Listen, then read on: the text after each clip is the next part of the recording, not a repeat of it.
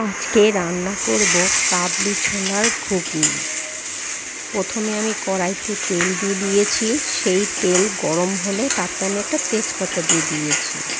তারপর একটা ছোট সাইজে পেঁয়াজ কুচিয়ে তার মধ্যে দিয়ে দিয়েছি, আর সামান্য আদা বাটা, রসুন বাটা দিয়ে আর কাঁচা লঙ্কা দিয়ে ভালো করে ভাজছি।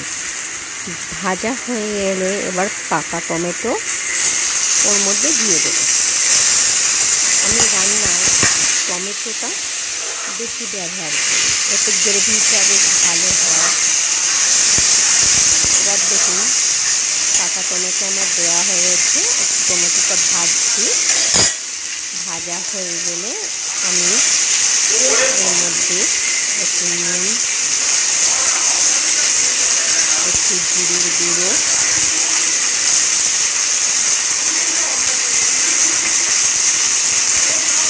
আর একটু হলুদ দেবো, দিয়ে মশলাটা ভালোভাবে কষাবো।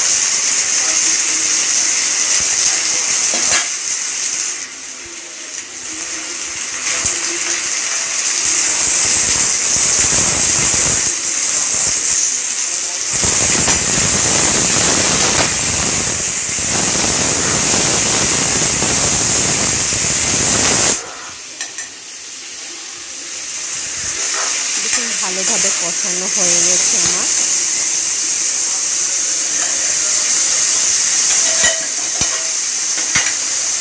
এবার আমি জল দিয়ে দেব।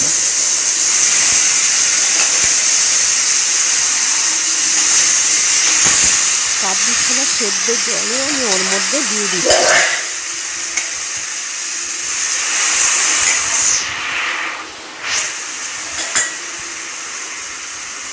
এবার একটু ঢেকে দেব, যাতে মশলাগুলো ভালোভাবে সব কিছু আর কি সেদ্ধ হয়ে যায়, ভালো করে একটু গলে যায় টমেটোগুলো। ঢেকে দিয়েছি। দেখুন মশলা কষানোর পর আমি কাবলি ছোলা দিয়ে দিয়েছি, দিয়ে অনেকক্ষণ কষিয়েছি। রান্না সবসময় কষানোর উপর নির্ভর করে, যত আপনি ভালোভাবে কষাবেন রান্নার স্বাদও তত বেড়ে যায়। আমি অনেকক্ষণ কষিয়েছি, কষানোর পর আমি পরিমাণ মতন জল দিয়ে দিলাম। জল দিয়ে ভালোভাবে মিশিয়ে নেব। মিশিয়ে নেওয়ার পর আমি ঢেকে দেব। কাবলি ছোলাটা যেহেতু সেদ্ধ করা ছিল, বেশি সময় নেবে না হতে। রান্না করবার সময় আমি একটু মিষ্টি দিয়েছিলাম, অল্প পরিমাণে, না দেওয়ার মধ্যে। সেটা চাইলে আপনারা দিতেও পারেন, নাও দিতে পারেন। আমার একটু মিষ্টি ভাব হলে ভালো লাগে, একটা অন্যরকম স্বাদ আসে। যাই হোক, রান্না আমার প্রায় হয়ে গেছে। এবার আমি গুঁড়ো গরম মশলা কাবলি ছোলার মধ্যে মিশিয়ে দিলাম। ভালোভাবে নেড়ে আমি